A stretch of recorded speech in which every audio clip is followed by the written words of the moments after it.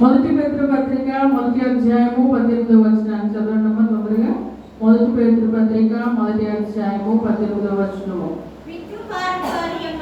పితృపారంపర్యమైన మీ వ్యర్థ ప్రవర్తనలు విడిచిపెట్టినట్లుగా వెండి బంగారముల వంటి క్షయ వస్తువుల చేత మీరు విమోచింపబడలేదు గాని అమూల్యమైన రక్తము చేత, అనగా నిర్దోషమును నిష్కళంకమునకు గొర్రె పిల్ల వంటి క్రీస్తు రక్తము చేత విమోచింపబడితేనని మీరు ఎరుగుదురు కదా. ఆయన జగత్తు పునాది వేయబడక మునిపే నియమింపబడను గాని చాలు. ఇక్కడ దేవుని బిడ్డలైనటువంటి మనము విడిచిపెట్టాల్సినది ఏమిటి అనంటే, పితృపారంపర్యమైన వ్యర్థమైనటువంటి వాటిని మనము విడిచిపెట్టాలి. వ్యర్థ ప్రవర్తనను మనము విడిచిపెట్టాలి. మా తాతలు తండ్రులు పురాతనము నుంచి మనము చేస్తున్నటువంటి అన్ని కూడా ఏవైతే చేస్తున్నామో, అది సినిమాలు కావచ్చు, డ్రామాలు కావచ్చు, విగ్రహాలు కావచ్చు, విగ్రహ పూజలు కావచ్చు, ఇంకా వేటినైనా, ఎందుకంటే మనము దేని చేత కడగ అమూల్యమైన రక్తము చేతను, అనగా నిర్దోషము నిష్కళంకమునకు దేవుని యొక్క గొర్రె పిల్ల వంటి రక్తము చేత మనము కడగబడిన వారు కాబట్టి ఇప్పుడు మనం ఎలా ఉండాలి? నిర్దోషమైన దేవుని రక్తము చేత కడగబడ్డాము. ఆయన పరిశుద్ధుడు, మనము పరిశుద్ధంగా ఉండాలి కాబట్టి అపవిత్రమైన వాటినన్నింటినీ విడిచిపెట్టాలి. మీ పితృపారంపర్యమైనటువంటి ఆచారాలన్నింటినీ విడిచిపెట్టాలని పేతురు పత్రికలో స్పష్టంగా రాయబడుతుంది. ఇంకా నేను అలాగే ఉన్నాను, అవే చేస్తానంటే కుదరదు. దేవుని బిడ్డలైనటువంటి మనము మార్చబడ్డాము. దేని చేత? అమూల్యమైనటువంటి దేవుని వాక్యము చేత, దేవుని రక్తము చేత కడగబడిన వారు కాబట్టి ఆ అమూల్యమైనటువంటి మాటలను మనము కూడా స్వీకరించి దేవుడు చెప్పినట్లుగా మనము చేయాలి. సామెతల గ్రంథము 28వ అధ్యాయము 13వ వచనము.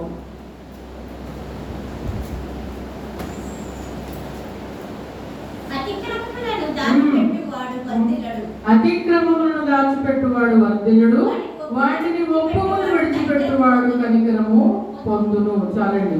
ఇక్కడ ఏం విడిచిపెట్టాలంటున్నాడు? ముందుగా వ్యర్థమైన ప్రవర్తన.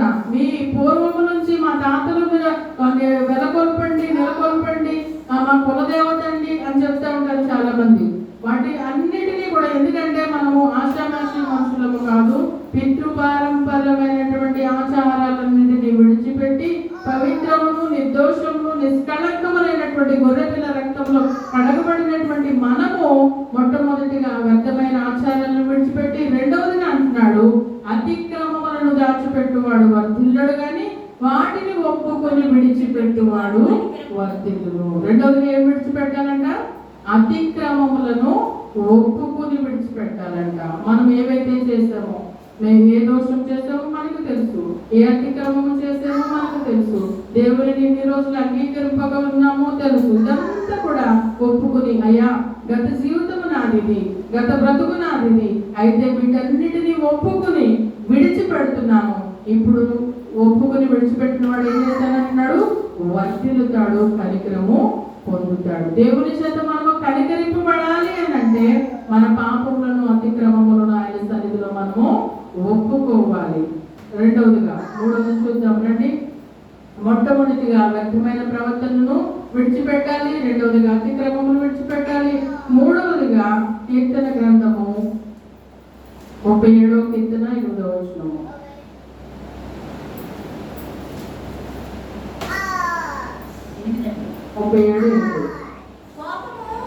కోపము మానము, ఆగ్రహము విడిచిపెట్టుము. చాలు. ఇక్కడ ఏం మానమంటున్నాడు? కోపము మానము, ఆగ్రహము విడిచిపెట్టుము అంటున్నాడు. విడిచిపెట్టాల్సినటువంటి సంగతుల్లో ఇది మూడోది. ఆగ్రహము విడిచిపెట్టాలి. చాలా రౌద్రమైన కోపంతో ఉంటారు చాలా మంది. అది విసిరేసి ఇది విసిరేసి రకరకాలుగా ఉంటారు. కోపము మానము, కోపపడుడు గాని పాపము చేయకూడి అని దేవుని వాక్యం చదివింది. కోపము ద్వారా ఎన్నో విధమైనటువంటి అనర్థాలు ఏర్పడతాయి. ఆ ఆవేశంతో కోపపడి ఏదోటి విసిరేసి ప్రాణాలు కూడా కోల్పోయిన వారు చాలా మంది ఉంటారు. తర్వాత నెత్తు కొట్టుకుంటే ప్రయోజనం ఉంది, తర్వాత బాధపడితే ప్రయోజనం ఉంది. కనుక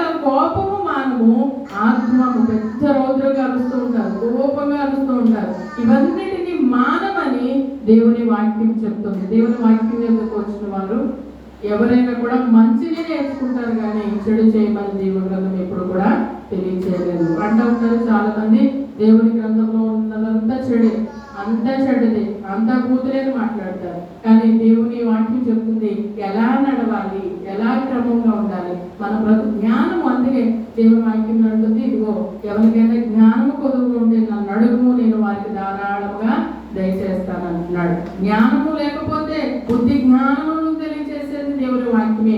జ్ఞానముతో కూడినటువంటి ఈ దైవ వాక్కులను మనము విని వాటిని అవలంబించి నడుచుకుంటే ఈ లోకంలో మర్యాదగా నడుస్తూ ఉంటాం. వ్యర్థమైన మాటలు మన నోటన రావు, కోపముతో మాట్లాడలేము, ఆగ్రహంతో విరుచుకుపడలేము, లేక వ్యర్థ ప్రవర్తన కలిగి మనము బ్రతకలేము, అతిక్రమములు చేయలేము.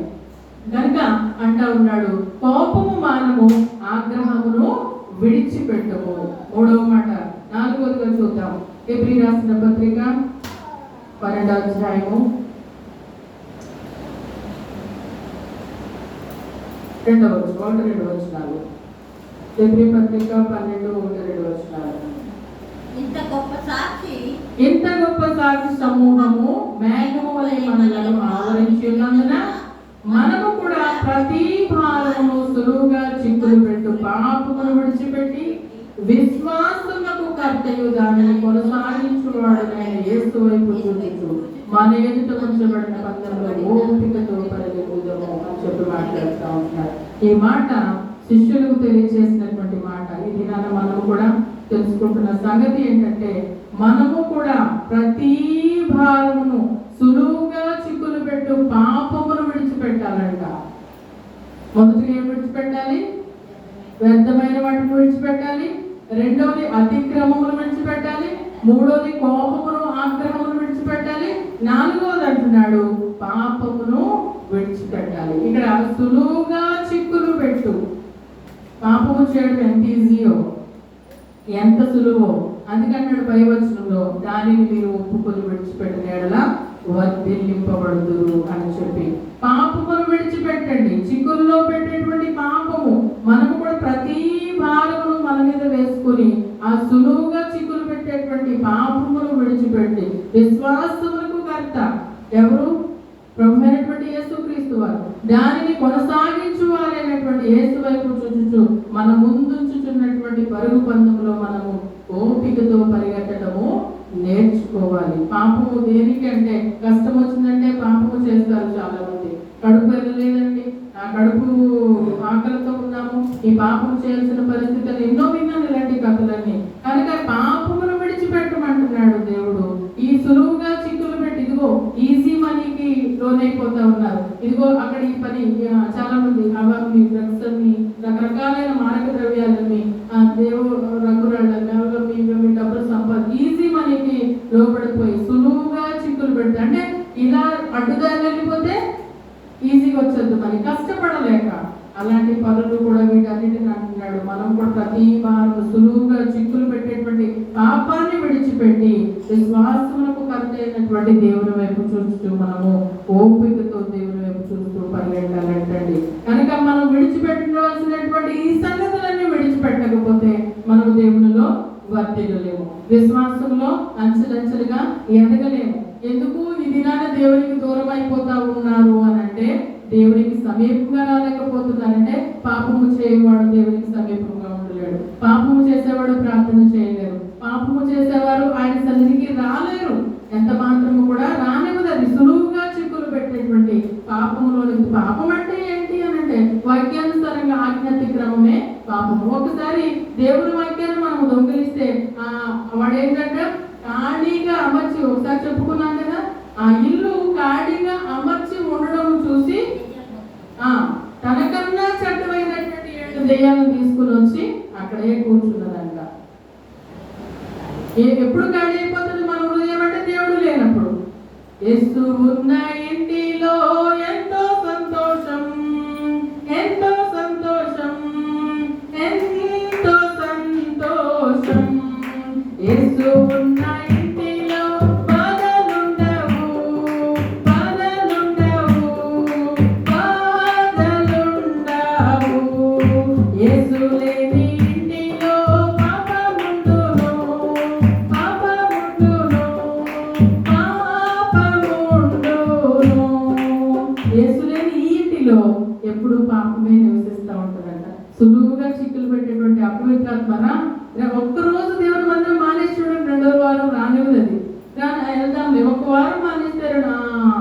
ఇలానే తీసుకెళ్ళిపోతా ఉంటారు. రానివ్వదు అపవిత్రాత్మ, అది ఖాళీ చేసేసింది హృదయాన్ని, ఖాళీ చేసేసి దేవునికి చోటు ఇవ్వలేక వ్యర్థమైన వాటన్నిటికీ చోటు ఇచ్చుకుని హృదయంలో తిష్ట వేసుకుని కూర్చుని దేవుని సన్నిధికి రాలేక పాపము వేసి కూర్చున్నప్పుడు మనం ఏమైపోతున్నాం? సులువుగా పెట్టేటువంటి చిక్కులలో పడిపోయి పాపానికి లోపడిపోయి విశ్వాసములకు కర్తే దాన్ని కొనసాగించువారైనటువంటి యేసుక్రీస్తు వారిని మరచి మనకు భ్రష్టులైపోతా ఉంటాం. కనుక వీటి సులువుగా చిక్కులు పెట్టి పాపమును విడిచిపెట్టమని చెప్తా ఉంది దైవ గ్రంథము. ఈ రీతిగా మనము వ్యర్థమైన వాటిని విడిచిపెట్టాలి, అతిక్రమములను విడిచిపెట్టాలి, కోపమును విడిచిపెట్టాలి, ఆగ్రహమును విడిచిపెట్టాలి, పాపమును విడిచిపెట్టాలి. సామెతల గ్రంథము 3:7 మరి ఒక మాట చూసుకొని ముగించుకుందాం.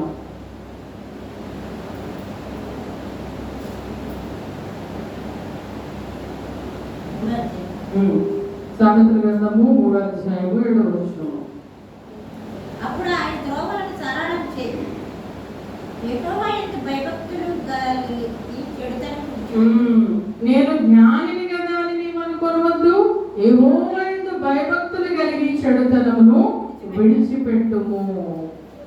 అంటే ఇక్కడ దేవుని బిడ్డలు విడిచిపెట్టవలసినవి ఏంటో అక్కడ మాట కోట్ చేస్తుంది కదా.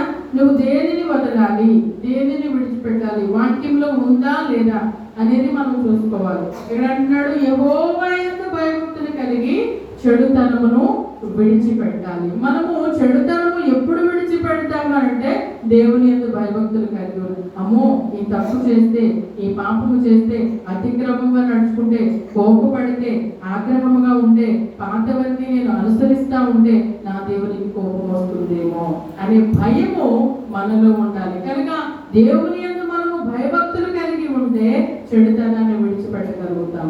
చెడుతనం ఇంకా మనలో చోటు చేసుకున్నదంటే మనకు భయం లేదు, భక్తి లేదు. అవన్నీ కూడా దిష్ట వేసుకుని ముందున్నది ఒకటే ఉంది గుర్తు, కానీ ఇప్పుడు ఏముంది? 7 అపవిత్రాత్మలు ఉండిన కారణం చేత ఇంకా ఎక్కువగా అతిక్రమాలు చేసుకుంటూ ఒకటి కాదు, ఒకదానికి అప్పెట్టడానికి ఇంకోటి, ఇంకో దానికి అప్పెట్టడానికి ఇంకోటి, ఎంతకాలం ఇలా చేసుకుంటూ వెళ్తావు? అందుకని అంటా ఉన్నాడు కోపము విడిచిపెట్టు, ఆగ్రహమును విడిచిపెట్టు, నీవు యెహోవా యందు భయభక్తులు కలిగి చెడుతనమును విడిచిపెట్టి ఆయనను వెతికినట్లయితే ఆయన నిన్ను వర్ధిల్లింపచేస్తాడు. నేను దేవుల్లో ఎదగలేదు, నేను ఇంకా నా కుటుంబం ఎదగలేదు, ఆశీర్వదించబడలేదంటే ఎలాగ ఎదుగుతాము? మనలోనే మనం విడిచిపెట్టకుండా దేవుడు కార్యం చేయాలంటే మాత్రము ఆయన చేయడు. మనము చేయాల్సింది చేసుకుంటూ ఆయన యందు భయభక్తులు కలిగి ఆయన సన్నిధానములకు మనం నడుచుకుంటూ ఉంటే, ఆయన సన్నిధిలో మనము ఒప్పుకోవాల్సినవన్నీ ఒప్పుకుంటూ విడిచిపెట్టాల్సినవన్నీ విడిచిపెడతా ఉంటే అప్పుడు మనము ఆశీర్వదించబడతాము, అప్పుడు మనము వర్ధిల్లింపబడతాము. ఆ కారణం చేత అంటున్నాడు మీరు అమూల్యమైన, నిష్కళంకమైన, పరిశుద్ధమైన దేవుని రక్తము చేత, గొర్రెపిల్ల రక్తము చేత కడగబడి ఉన్నటువంటి బిడ్డలు కాబట్టి మీరు వీటన్నిటిని విడిచిపెట్టవాలని స్పష్టంగా దైవ గ్రంథం నుంచి మనకు తెలియజేస్తాం. మొదటిదేంటి? వ్యర్థమైన ప్రవర్తనను విడిచిపెట్టాలి. రెండవది అతిక్రమములను విడిచిపెట్టాలి. మూడవది కోపమును, ఆగ్రహమును విడిచిపెట్టాలి. 4 పాపమును విడిచిపెట్టాలి. 5 చెడుతనమును విడిచిపెట్టాలి. మనలో విడిచిపెట్టాల్సిన ఇంకా ఉంటే వీటన్నిటికీ మనము విడిచిపెట్టి దేవుని సన్నిధిలో ముందుకు సాగిపోయి ఆత్మీయమైనటువంటి మేలులు పొందువారుగా ఉండాలని దేవుడు ఆశిస్తున్నాడు. ఇది నన్ను మనతో నేర్పించడానికి మరొకసారి మాటలని జ్ఞాపకం చేసినటువంటి దేవాది దేవునికి కృతజ్ఞతాస్తుతులు చెల్లించుకుంటూ ఈ వాక్యాన్ని ముగిస్తూ ఉన్నాను. అందరికీ వందనాలు.